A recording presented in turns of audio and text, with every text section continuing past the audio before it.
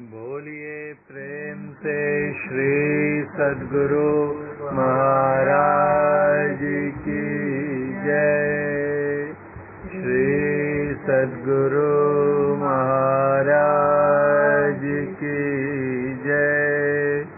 श्री सद्गुरु महाराज की जय। संत सद्गुरु महर्षि में ही परमहंस जी महाराज द्वारा रचित सत्संग योग भाग 4 से पाठ। पैरा संख्या 52।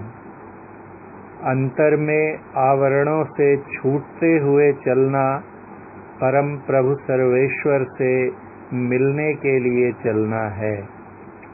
यह काम परम प्रभु सर्वेश्वर की निज भक्ति है या पूर्ण आत्मज्ञान प्राप्त करने का अव्यर्थ साधन है।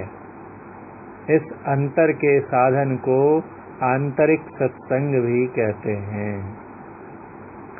अंदर में जो आवरण है, 5 आवरण, 4 जड़ प्रकृति के आवरण और 1 चेतन प्रकृति का आवरण, इन सब से छूटते हुए चलना। जैसे जैसे छूटते जाएंगे वैसे वैसे परम प्रभु के निकट निकट पहुंचते जाएंगे। सबसे निकटतम आवरण है उनका, जो हम लोगों ने पीछे देखा, कैवल्य मंडल का, कैवल्य शरीर का या चेतन शरीर का। जब उस आवरण को भी पार कर लेते हैं तो परम प्रभु सर्वेश्वर में मिल जाते हैं। इसलिए कहते हैं अंतर में आवरणों से छूटते हुए चलना परम प्रभु सर्वेश्वर से मिलने के लिए चलना है। जितने आवरण रहेंगे उतनी दूरी बनी रहेगी परमात्मा से, क्योंकि परमात्मा निःशब्द में है और अभी हम लोग कहाँ हैं? अंधकार में है, स्थूल में है। तू उतरी परियोतम माही पीव निःशब्द में, यही ते परी गयो दूर चलो निःशब्द में। निःशब्द में जाना कब होगा? जब शब्द के आवरण को भी पार कर जाएंगे। और यही असली भक्ति है, उनकी निज भक्ति है परम प्रभु सर्वेश्वर की। उनको प्राप्त कर लेना ही सबसे बड़ी भक्ति है। इसलिए कहते हैं कि यह काम मतलब आवरणों से छूटने का प्रयास करना, भक्ति करना परम प्रभु सर्वेश्वर की निज भक्ति है, या यह पूर्ण आत्मज्ञान, अपना ज्ञान, आत्मा का ज्ञान प्राप्त करने का अव्यर्थ साधन है। अव्यर्थ मतलब व्यर्थ नहीं है, यही एकमात्र। इसका एक दूसरा अर्थ यह भी निकलता है कि शेष जितने भी साधन हैं वो सब एक तरह से व्यर्थ साधन है। उनसे परम प्रभु परमात्मा नहीं मिल सकते, या आत्मज्ञान, पूर्ण आत्मज्ञान प्राप्त नहीं हो सकता। अगर हम पूर्ण आत्मज्ञान प्राप्त करना चाहते हैं या परम प्रभु सर्वेश्वर से मिलना चाहते हैं तो यही एक मार्ग है कि अंदर अंदर चलते हुए सारे आवरणों को पार, आच्छादन मंडलों को पार कर लिया जाए। इस अंतर के साधन को आंतरिक सत्संग भी कहते हैं। एक बाहरी सत्संग होता है और एक आंतरिक सत्संग होता है। बाहरी सत्संग भी आगे आएगा। पारा 53। ऊपर कही गई बातों के साथ भक्ति के विषय की अन्य बातों के श्रवण और मनन की अत्यंत आवश्यकता है। ऊपर कही गई बातों मतलब अभी तक जितनी बातें बताई गई हैं पैरा संख्या 52 तक, इनके साथ साथ भक्ति के विषय की अन्य बातों के श्रवण की भी, और भी जितने विषय हैं उनका श्रवण और मनन। मनन मतलब सुने हुए पर विचार करना, विचार करके अपनी धारणा बनाना। श्रवण और मनन की अत्यंत आवश्यकता है। श्रवण कहाँ होगा? जब जाएंगे सत्संग में, कथा में। अतएव इसके लिए बाहर में सत्संग करना परम आवश्यक है। तो बाहर में ईश्वर भक्ति से संबंधित विषयों पर जो चर्चा होती है उन्हें सुनना, उन पर मनन करना, ये बाह्य सत्संग की श्रेणी में आता है। और उनको प्राप्त करने के लिए अंतर में प्रयास करना, ये अंतः सत्संग या आंतरिक सत्संग की श्रेणी में आता है। इसलिए गुरु महाराज ने लिखा भी है कि द्वय विधि सत्संग करो, वह नित प्रति सत्संग करो बनाई, कुछ है, धर्म कथा बाहर सत्संगा और अंतर सत्संग ध्यान अभंगा। धर्म कथा जो है, ईश्वर संबंधी कथा जो है, वो बाहरी सत्संग है, और अंतर सत्संग, आंतरिक सत्संग क्या है? ध्यान अभंगा। अभंग ध्यान, जरा भी भंग न हो, तब असली आंतरिक सत्संग होगा। बाकी सब जो है वो आंतरिक सत्संग करने का प्रयास है, अभ्यास है। पैरा संख्या 54। अंतर साधन की युक्ति और साधन में सहायता सद्गुरु की सेवा करके प्राप्त करनी चाहिए, और उनकी बताई हुई युक्ति से नित्य एवं नियमित रूप से अभ्यास करना परम आवश्यक है। अंतर साधन की युक्ति कहाँ से सीखेंगे? और साधन में सहायता, साधन करेंगे तो अपने से उसमें पूरी प्रगति होती नहीं है। रोज हम लोग पाठ करते हैं ना कि गुरु दयाल दया करी, दिए भेद बताई, भेद तो बता दिया। ये युक्ति, पहला क्या कहते हैं? अंतर साधन की युक्ति प्राप्त करें, तो वो तो बता दी उन्होंने। दिए भेद बताई, महाअभागी जीव के दिए भाग जगाई। और अब करना है साधन। साधन करने के लिए जो अपेक्षित बल है, पराक्रम है, सक्षमता है, उसके बारे में क्या कहते हैं? पर निज बल कछु नहीं है, यही बने कमाई, जिससे कि हम लोग कमाई कर सकें, आगे बढ़ सकें। तो बल तभी पावऊं गुरु होए सहाय। इसलिए कहते हैं साधन में भी सहायता, ये दोनों सदगुरु से ही मिलेगी। युक्ति बतलाने वाले सदगुरु और साधना में सहायता करने वाले सदगुरु, दोनों के लिए ही सदगुरु की सेवा की आवश्यकता है। अतएव गुरु महाराज कहते हैं अंतर साधन की युक्ति और साधन में सहायता सदगुरु की सेवा करके प्राप्त करनी चाहिए, और उनकी बताई हुई युक्ति से नित्य एवं नियमित रूप से अभ्यास करना परम आवश्यक है। क्योंकि अगर हम अभ्यास ही नहीं करेंगे तो गुरु सहायता क्या करेंगे? गुरु महाराज कहते थे यदि कोई कहता है कि मैं करा दूंगा, तो सब व्यर्थ और फिजूल की बातें हैं। कोई करा नहीं देगा, करना खुद ही पड़ेगा। हाँ, करोगे मन लगाकर तो गुरु की कौन कहे? हिमालय की गुफा में बैठे, सैकड़ों कोस दूर हिमालय की गुफा में बैठे कोई महायोगी भी हाथ बढ़ाकर सहायता कर देंगे। इसलिए उनकी बताई हुई युक्ति से नित्य एवं नियमित रूप से अभ्यास करना परम आवश्यक है। रोज करना है और नियमित। पैरा संख्या 55। जागृत से स्वप्न अवस्था में जाने में अंतर ही अंतर स्वाभाविक चाल होती है। इसमें हमको कुछ करना नहीं पड़ता, स्वाभाविक होती है। रोज जगह से जब सोने जाते हैं, स्वप्न अवस्था में जाते हैं, तो अंदर चले जाते हैं। जागृत से स्वप्न अवस्था में जाने में अंतर ही अंतर स्वाभाविक चाल होती है, और इस चाल के समय मन की चिंताएं छूटती हैं तथा विचित्र चैन सा मालूम होता है। शरीर में कितना भी कष्ट हो, नींद आ जाए, अंदर चले गए तो शरीर के कष्ट, मानसिक तनाव सब उतनी देर के लिए दूर हो जाते हैं। अतएव चिंता को त्यागने से, अर्थात मन को एकाग्र करने से व मन को एक विन्दुता प्राप्त होने से अंतर ही अंतर चलना तथा विचित्र चैन का मिलना पूर्ण संभव है। चिंता को त्यागना, चिंता मतलब चिंता कहाँ से आएगी? मन में विचार आएंगे तो चिंता आएगी ना। तो उनको त्यागना है, मतलब मन को एकाग्र करना है। एकाग्र करने से क्यों चिंता छूटेगी? क्योंकि एक अग्र, आगे एकदम एक पर अगर मन को टिका देंगे, अगर मन एक ही बात में टिक जाएगा, एक जप में टिक जाए, एक रूप में टिक जाए, एक बिंदु पे टिक जाए, तो बाकी सब ख्याल अपने आप छूट जाएंगे, तो चिंताएं छूटेंगी ना। अतएव चिंता को त्यागने से, अर्थात मन को एकाग्र करने से, आगे एक जगह करने से, वह मन को एक बिंदुता प्राप्त होने से, एक बिंदु पर मन अगर पूरा सिमट जाएगा तो कहाँ चला जाएगा? स्थूल से सूक्ष्म में चला जाएगा। अंतर ही अंतर चलना, और इसमें विचित्र चैन का मिलना, ऐसी शांति मिलती है, ऐसा सुकून मिलता है जो कि पहले कभी इसका अनुभव न हुआ होगा। पूर्ण संभव है कुछ रहनी गहन की बाता, बैठा रहे चला पुनी जाता। कबीर साहब, कुछ रहस्य की बात है क्या? तो जो बैठा रहता है वही चला जाता है, आगे बढ़ता है।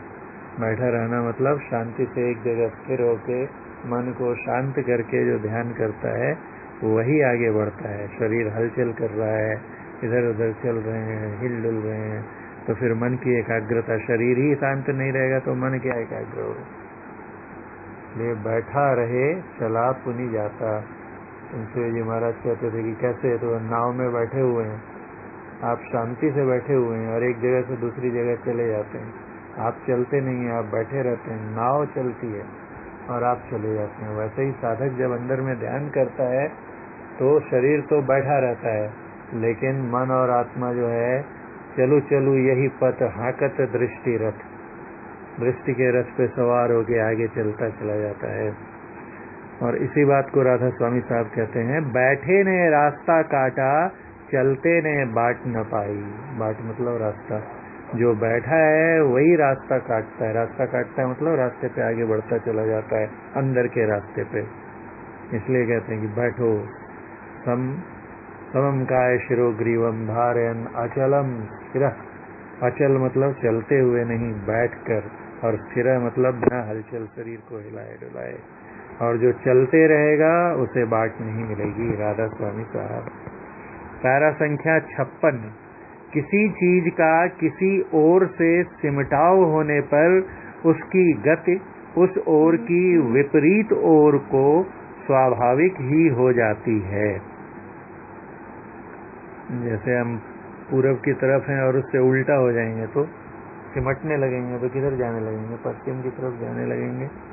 या कोई चीज नीचे फैली हुई उसको समेटने लगेंगे तो क्या होगा? ऊपर उठने लगेगी। तो जहाँ है उधर से अगर समेटो तो उसके उल्टी ओर गति हो जाती है। वही कहते हैं, किसी चीज का किसी ओर से सिमटाव होने पर उसकी गति उस ओर की विपरीत ओर को स्वाभाविक ही हो जाती है, करना नहीं पड़ता है। अगर पूरब देखना छोड़ेंगे, उल्टा करेंगे तो पश्चिम की ओर जाने लगेंगे, और सब को छोड़ देंगे तब बाद में आएंगे। स्थूल मंडल से मन का सिमटाव होकर जब मन एक विंदुता प्राप्त करेगा, तब स्थूल मंडल के विपरीत सूक्ष्म मंडल में उसकी गति अवश्य हो जाएगी। स्थूल मंडल से मन का सिमटाव कब होगा? तो जब मन एक विंदुता प्राप्त करेगा। एक विंदुता में क्या होता है? तो कहते हैं अधः ऊर्ध्व अरु, आगे पीछे पिच्छू पांचों त्याग। अधः मतलब नीचे, ऊर्ध्व मतलब ऊपर, आगे पीछे सबको छोड़कर, दाएं बाएं छोड़ के। अगर सबको छोड़कर क्या करेंगे तब क्या होता है? सब छोड़ेंगे कैसे? सब छोड़ने के लिए क्या करेंगे? तो कहते हैं सामने देखने लगो, बाकी सब अपने आप छूट जाएगा। न थोड़ी, जब सिर्फ सामने हमारा ध्यान चला जाएगा तो दाएं बाएं ऊपर नीचे पीछे सब छूट जाएगा ना। तो वही कहते हैं, स्थूल मंडल से मन का सिमटाव होकर जब मन एक विंदुता प्राप्त करेगा तो सब तरफ से मन अलग ही हो गया। तो क्या होगा? इतना सूक्ष्म हो जाएगा कि सब तरफ से सिमट के स्थूलता में फैलाव है, और जब सिमटने लगेगा तो सूक्ष्मता की ओर बढ़ेगा और स्थूल मंडल से विपरीत होके सूक्ष्म मंडल में चला जाएगा। फैलने से सिमटा, फैलाव में स्थूलता है, सिमटाव में सूक्ष्मता है। तो फैलाव को छोड़ेगा तो उसके विपरीत किधर जाएगा? सूक्ष्मता में जाएगा। तब स्थूल मंडल के विपरीत सूक्ष्म मंडल में उसकी गति अवश्य हो जाएगी। पैरा 57। दूध में घी की तरह मन में चेतन वृत्ति व सुरत है। मन के चलने से सुरत भी चलेगी। मन सूक्ष्म जड़ है, वह जड़ात्मक कारण मंडल से ऊपर नहीं जा सकता। यहाँ तक ही मन के संग सुरत का चलना हो सकता है। इसके आगे मन का संग छोड़कर सुरत की गति हो सकेगी, क्योंकि जड़ात्मक मूल प्रकृति मंडल के ऊपर में इसका निज मंडल है, जहाँ से यह आई है। शुरुआत में जब हम भक्ति करते हैं तो असली भक्ति तो आत्मा से होती है। जो उच्चतम कोटि की भक्ति है वो कौन करेगा? आत्मा करेगी, परमात्मा के लिए। ऐसी सेवक सेवा करे, जाता जीव इस आगे धरे, आत्मसमर्पण। लेकिन शुरू में आत्मा से तो हमारा कोई संपर्क ही नहीं, आत्मा को पहचानते ही नहीं है, तो आत्मा से भक्ति करें कैसे? तो शुरुआत में हमारे हाथ में जो है मन का लगाना है। और होता क्या है, तो कहते हैं जैसे दूध में घी रहता है वैसे ही मन में चेतन वृत्ति या रत है। मन में आत्मा जो है या चेतन वृत्ति उसमें समाई रहती है। कैसे? तो जैसे दूध में घी कैसा रहता है कि दूध 1 लीटर दूध में भी घी है और उसको आधा लीटर किया उसमें भी घी रहेगा, 10 ml कर दिया 1 ml, 1 बूंद भी दूध लेंगे तो उसमें उस अनुपात में घी जरूर रहेगा। यानी दूध का एक कण 1 बूंद भी नहीं मिल सकती है जिसमें घी नहीं हो। वैसे ही मन में हर जगह सूरत जो है आत्मा समाई हुई है। जैसे फूल में बास रहती है उसी तरह से दूध में घी रहता है, वैसे ही मन में सूरत है।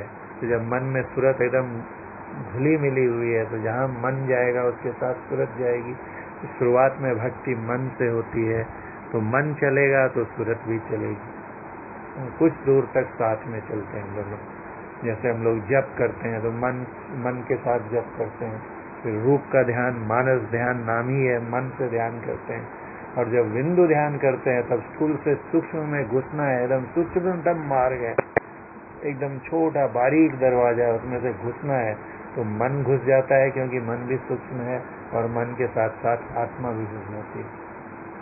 और उसके बाद में धीरे धीरे क्या होता है कि बाद में मन जो है काफी आगे तक नहीं जा सकता है। क्यों? तो कहते हैं कि मन जो है जड़ है। कैसा जड़ है? स्थूल जड़ नहीं है। स्थूल जड़ होता तो हम लोग मन को देख लेते थे, बोलते हैं कि मेरा मन नहीं लगता है, लेकिन मन दिखाई नहीं देता है ना। कहाँ है मन? दिखाई देता तो स्थूल होता था।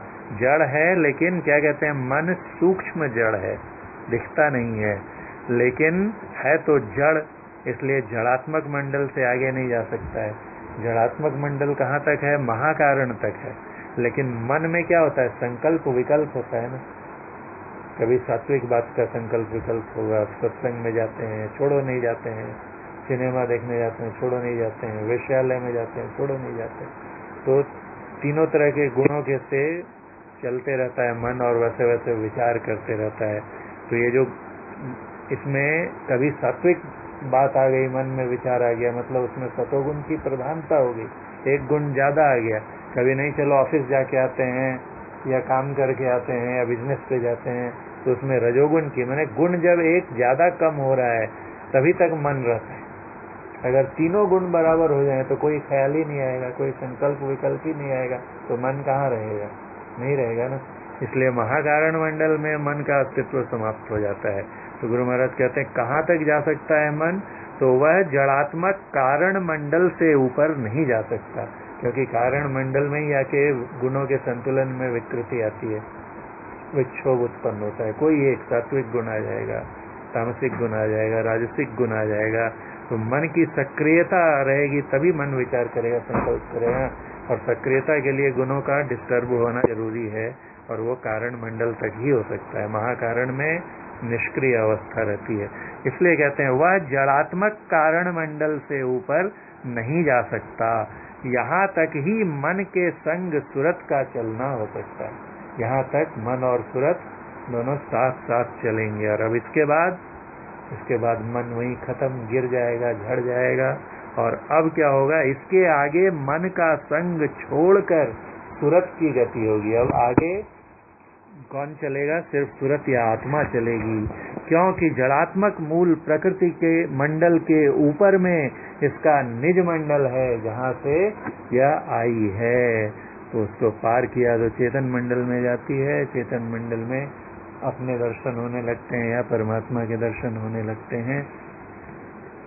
इसके आगे का पाठ बाद में। बोलिए प्रेम से श्री सद्गुरु महाराज की जय।